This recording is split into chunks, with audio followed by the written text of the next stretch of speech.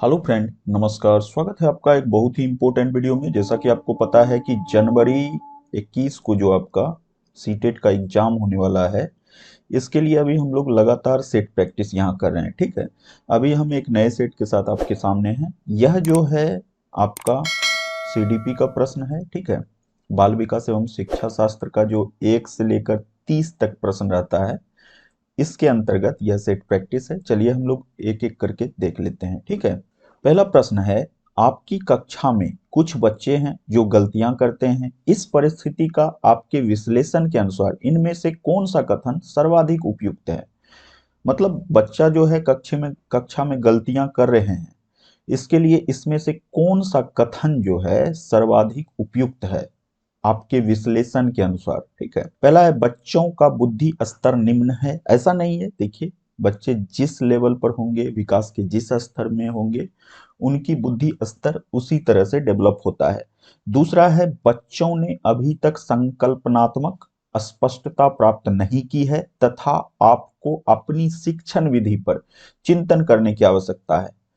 सही बात है। देखिए, तथा आपको आपको किसको कह रहा है? टीचर को कह रहा है। ठीक है, आपकी कक्षा मतलब शिक्षक की कक्षा, यह बता रहा है। ठीक, तो यह जो है सही बात है। इसमें जो है विश्लेषण में यह करना है कि शिक्षण विधि पर गौर करना है। यह बिल्कुल जो है पॉजिटिव अर्थ में है। नेक्स्ट देख लेते हैं, बच्चों की अध्ययन में रुचि नहीं है और वे अनुशासनहीनता उत्पन्न करना चाहते हैं। यह नहीं होगा। बच्चों को आपकी कक्षा में प्रोन्नत नहीं करना चाहिए था। यह भी नहीं होगा। तो आप 2 के साथ जाएंगे, बिल्कुल सही है। कक्षा परीक्षण में अच्छा प्रदर्शन करने में एक बच्चे की असफलता हमें इस विश्वास की तरफ ले जाती है। कक्षा कक्ष में अच्छा प्रदर्शन करने में एक बच्चे का असफलता हमें किस विश्वास की तरफ ले जाती है? देखिए, ऑप्शन है दिया हुआ आपका, आकलन वस्तुनिष्ठ है तथा असफलताओं को स्पष्ट रूप से पहचानने के लिए इसका प्रयोग किया जा सकता है। ऐसी बात नहीं है। आकलन वस्तुनिष्ठ प्रकार से आप उसको नहीं जांच सकते हैं। ठीक है, आकलन नहीं कर सकते हैं। बच्चे कुछ निश्चित क्षमताओं और कमियों के साथ पैदा होते हैं। यह बात जो है ठीक है, बच्चे अपनी निश्चित क्षमताओं और कमियों के साथ पैदा होते हैं, लेकिन समय के साथ, वातावरण के साथ वो डेवलप होते हैं। ठीक है, और देख लेते हैं ऑप्शन, पाठ्यक्रम, शिक्षण पद्धति तथा आकलन प्रक्रिया पर विचार करने की आवश्यकता है। यह बिल्कुल सही है। देखिए, पाठ्यक्रम, शिक्षण पद्धति तथा आकलन, यह इस तीनों बात पर अगर ध्यान दिया जाए तो आपका जो है विद्यालय का जो असफलता स्तर है, इसमें जो है बहुत बड़ा बदलाव आ सकता है। ठीक है, तो यह सही लग रहा है 3 नंबर। और 4 एक बार देख लेते हैं, कुछ बच्चों को अनुत्तीर्ण होना ही है। ऐसा नहीं है, होना ही है। थोड़ा सा उस पर जो है शिक्षण पद्धति, आकलन, पाठ्यक्रम को उनको जो है उस तरह से समझाना होगा तो वो भी उत्तीर्ण कर सकते हैं। यह नहीं है कि अनुत्तीर्ण होना ही था, चाहे व्यवस्था उन पर कितना भी अधिक प्रयास करे। ऐसा नहीं है, व्यवस्था अगर प्रयास करेगा तो वो सफल होंगे। ठीक है, 3 के साथ आप जाएंगे, बिल्कुल सही है। एक अध्यापिका यह सुनिश्चित करना चाहती है कि उसके विद्यार्थी आंतरिक रूप से प्रेरित हैं तथा संदर्भ में वह करेगी। क्या सब कर सकती है? ठीक है, आंतरिक रूप से प्रेरित हैं उनके बच्चे। सभी बच्चों के लिए उपलब्धि के एक समान मानकों को उल्लेखित करना। ऐसा नहीं है, सभी बच्चों के साथ जो है उपलब्धि के एक समान मानक का उल्लेखित करना, यह नहीं होगा।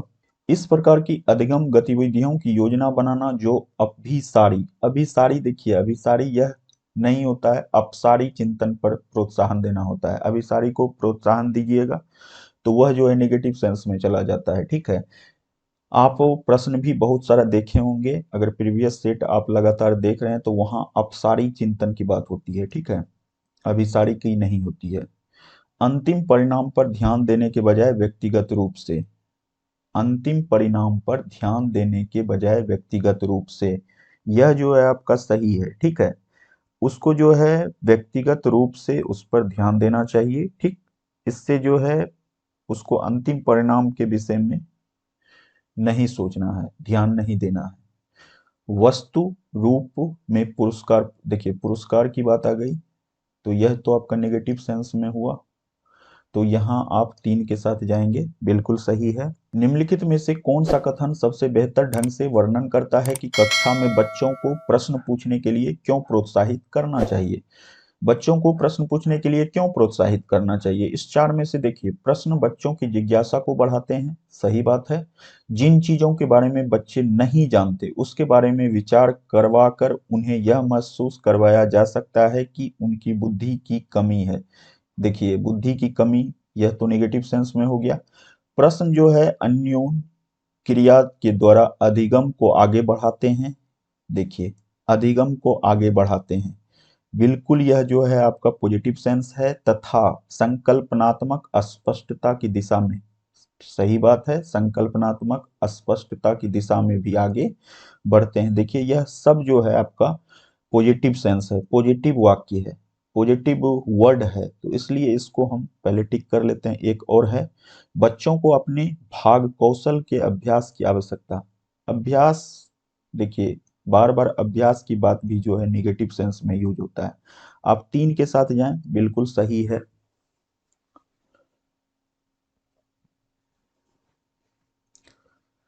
इनमें से कौन सी अधिगम आवश्यकता वाले बच्चे की एक विशेषता है? मतलब अधिगम आवश्यकता किससे, कैसे बच्चे इसमें से हैं, उनको क्या परेशानी होती है? तो देखिए, 50 से नीचे की बुद्धि लब्धि यह नहीं है। धारा प्रवाह रूप से पढ़ने तथा शब्दों पर पलट कर जाने में कठिनाई, ठीक है। धारा प्रवाह रूप से वो पढ़ रहे हैं, लेकिन जो है शब्दों पर, मतलब फिर से उसी शब्द पर जाने में उसको कठिनाई होती है। जब उसमें पूछिएगा कौन सा शब्द कहाँ है, तो उसमें वहां तक जाने में कठिनाई होती है। तो यह जो है अधिगम आवश्यकता वाले बच्चे की पहचान है। और देख लेते हैं, अन्य बच्चों को धमकाना तथा आक्रामक कार्यों में लगे रहना, यह नहीं है। एक ही प्रकार की गत्यात्मक क्रिया को बार बार दोहराना, यह भी नहीं है। तो आप 2 के साथ जाएंगे, बिल्कुल सही है। निम्नलिखित में कौन सी आकलन पद्धति विद्यार्थी की सर्वोत्तम क्षमता को पोषित करेगी? विद्यार्थी की सर्वोत्तम क्षमता को पोषित करना है। जब विद्यार्थी को बहुविकल्पीय प्रश्नों के माध्यम से किए गए परीक्षण के रूप में तथ्यों को दोहराने की आवश्यकता होती है।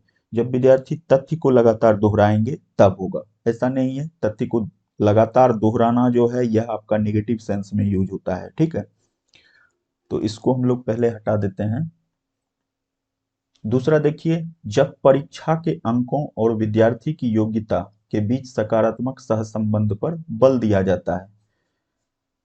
परीक्षा का अंक जो है यह थोड़ा सा जो है यहाँ नेगेटिव सेंस में यूज हो रहा है, इसलिए हम इसके साथ नहीं जाएंगे। अब देखिए, जब संकल्पनात्मक परिवर्तन तथा विद्यार्थी के वैकल्पिक समाधानों को आकलन की विभिन्न विधियों के द्वारा आकलित किया जाता है, यह सही है आपका। जब कक्षा में विद्यार्थी के द्वारा प्राप्त किए गए अंक और स्थान सफलता का एकमात्र निर्धारक हो। देखिए, अंक से ही सफलता सिर्फ नहीं निर्धारित होती है, तो आप इसके साथ तो बिल्कुल मत जाइए, आप 3 के साथ जाइए, यह सही है आपका। वाइगोत्स्की के अनुसार समीपस्थ विकास का क्षेत्र है। कौन सा समीपस्थ विकास का क्षेत्र है? वाइगोत्स्की के अनुसार अध्यापिका के द्वारा किए गए सहयोग की सीमा निर्धारित करना, यह बिल्कुल नहीं है। अध्यापक आधारित कक्षा नहीं होता है, ठीक है। बच्ची अपने आप क्या कर सकती है जिसका आकलन नहीं किया जा सकता है, यह भी आपका नहीं होगा। बच्ची अपने आप क्या कर सकती है, नहीं कर सकती है, इसका आकलन नहीं किया जा सकता।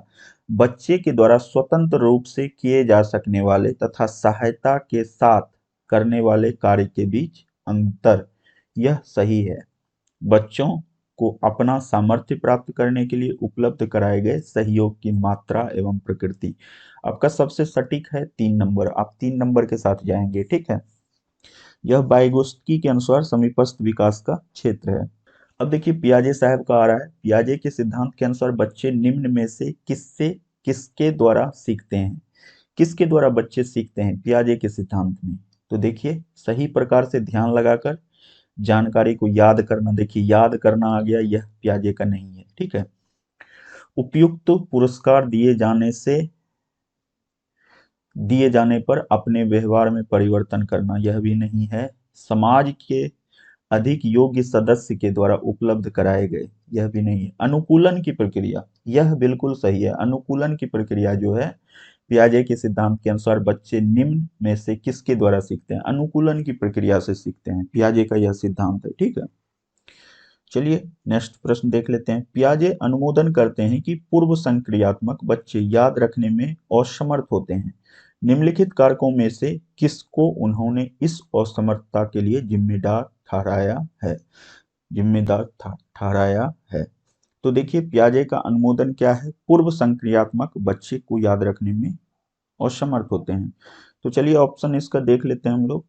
परिकल्पित परिकल्पित निगमात्मक तार्किकता की अयोग्यता, उच्च स्तर की अमूर्त तार्किकता की कमी, व्यक्तिगत कल्पित तथा विचार की अनुत्क्रमणीयता।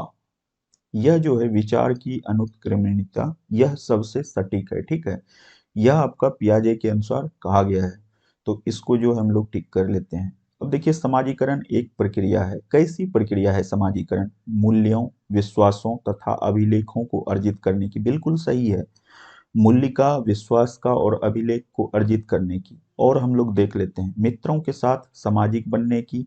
सिर्फ मित्रों के साथ ही सामाजिक बनने की प्रक्रिया यह नहीं है, घुलने मिलने तथा समायोजन की है। पॉजिटिव यह भी ठीक है, लेकिन सबसे जो है यहाँ देखिए तीन चीज आ रहा है, मूल्यों, विश्वासों और अभिलेखों को अर्जित करने की, यह सबसे सटीक लग रहा है। और देख लेते हैं एक ऑप्शन है, एक समाज की संस्कृति की आलोचना करना सीखने की।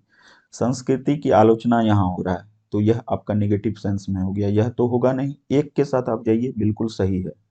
अनुसंधान से पता चला कि विद्यालयों में अनेक स्तर पर विभेदीकरण पाया जाता है। उच्च प्राथमिक स्तर पर इनमें से कौन सा विभेदीकरण का एक उदाहरण नहीं है? विभेदीकरण का उदाहरण नहीं है। ठीक है, नहीं वाला है, थोड़ा सा इसको गौर करना है। बाकी जो है विभेदीकरण का उदाहरण है, लेकिन एक जो है वह विभेदीकरण का उदाहरण नहीं है। देखिए मध्याह्न भोजन के दौरान दलित बच्चों को अलग बैठाया जाता है, यह देखिए विभेदीकरण किया जा रहा है। और विभेदीकरण नहीं किया जा रहा है, नहीं वाले को देखना है, तो यह किया जा रहा है यहाँ विभेदीकरण, तो यह आपका सही है। ठीक है, किसमें नहीं किया जा रहा है उसको हम लोग काट देंगे। ठीक है, अध्यापक की निम्नलिखित सामाजिक आर्थिक परिवेश से आए बच्चों से बहुत कम अपेक्षाएं होती है, यह भी नहीं होगा आपका। ठीक है, क्यों? क्योंकि यह जो है नेगेटिव सेंस में आ रहा है, यहाँ जो है नहीं है, मतलब सही कौन सा है?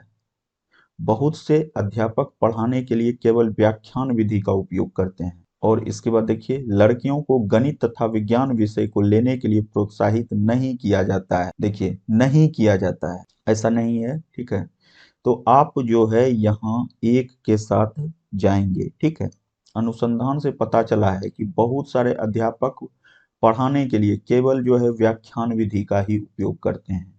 व्याख्यान विधि का जो है उपयोग करते हैं, वह विविधीकरण का उदाहरण नहीं है। बाकी जो है यह सारा विविधीकरण का उदाहरण है। ठीक है, इससे जो है विभेद पैदा होता है, मतलब अलगाव पैदा होता है। एक अध्यापिका समाज के वंचित वर्गों से आए बच्चों की आवश्यकता के प्रति प्रभावशाली तरीके से प्रतिक्रिया निम्नलिखित द्वारा कर सकती है। अन्य बच्चों को वंचित वर्ग से आए बच्चों के साथ सहयोग करने के लिए कहना, ठीक है, तथा विद्यालय के तरीके को सीखने में उसकी सहायता करने के लिए कहना, यह भी ठीक है। ठीक है, अन्य बच्चों को वंचित वर्ग से आए बच्चों के साथ सहयोग करने के लिए कहना। देखिए सहयोग जो है एक अलग शब्द हो जाता है, और पढ़ाई में सहयोग जो है वह अलग हो जाता है। तो सहयोग करना थोड़ा सा जो है यह अटपटा लग रहा है, तो इसको पहले हम लोग छोड़ देते हैं अभी फिलहाल। वंचित वर्ग से आए बच्चों को विद्यालय के नियमों एवं अपेक्षाओं के प्रति संवेदनशील बनाना, ताकि वे उनका अनुपालन कर सके। अनुपालन नहीं होगा, इसको भी हम लोग अभी छोड़ देते हैं। विद्यालयीय व्यवस्थाओं तथा स्वयं के उन तौर तरीकों के बारे में विचार करना जिनसे पक्षपात एवं रूढ़िबद्धताएं झलकती हैं, यह देखिए सही है।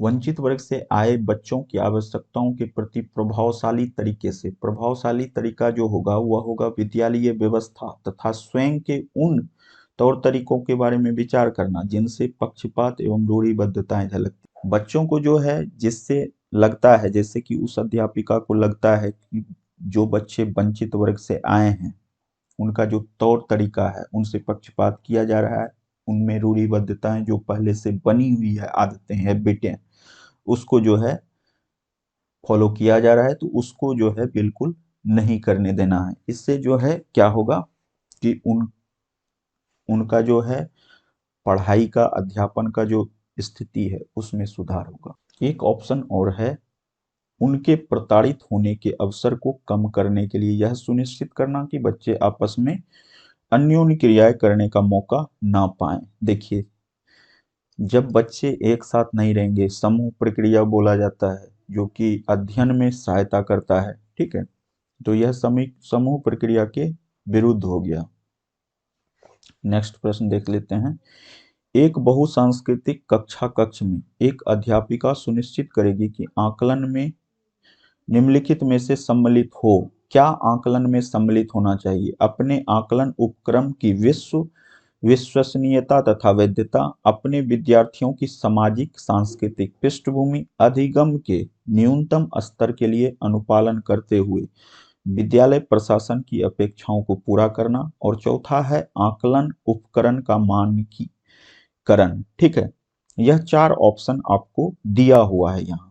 इसमें से कह रहा है एक बहुसांस्कृतिक कक्षा कक्ष में, मतलब अलग अलग संस्कृति के बच्चे हैं उस कक्षा कक्ष में, एक अध्यापिका क्या सुनिश्चित करेगी कि आकलन में निम्नलिखित में से सम्मिलित हो। आकलन में क्या सम्मिलित होना चाहिए?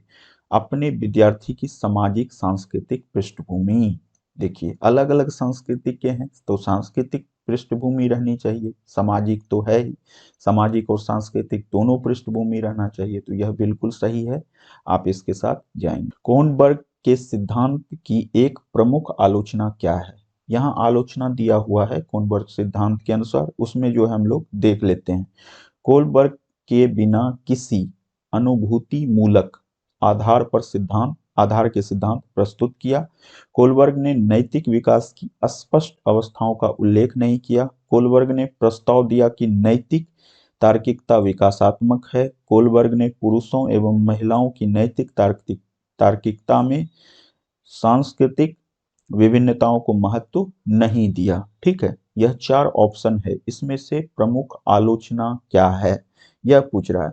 तो सबसे प्रमुख आलोचना है कोलबर्ग ने पुरुषों एवं महिलाओं की नैतिक तार्किकता में सांस्कृतिक विभिन्नताओं को महत्व नहीं दिया था। ठीक है, निम्नलिखित कथनों में से कौन सा वाइगोत्स्की के द्वारा प्रस्तावित विकास तथा अधिगम के बीच संबंध का सर्वश्रेष्ठ रूप में सार प्रस्तुत करता है? कौन सा है इसमें? विकास अधिगम के स्वाधीन है, अधिगम एवं विकास समानांतर प्रक्रिया है।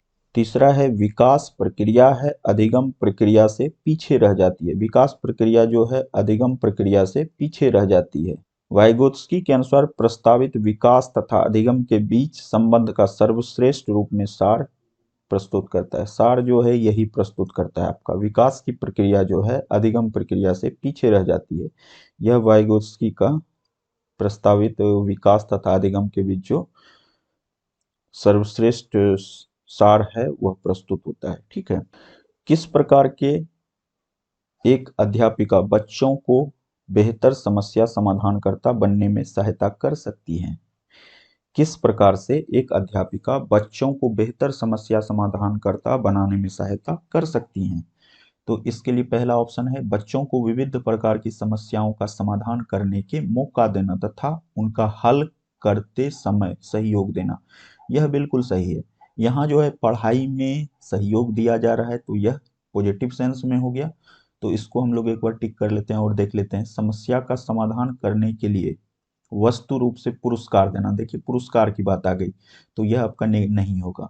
बच्चों को पाठ्य पुस्तक में समस्याओं का उत्तर देखने के लिए उत्तर देखना, देखिए यह गलत बात है।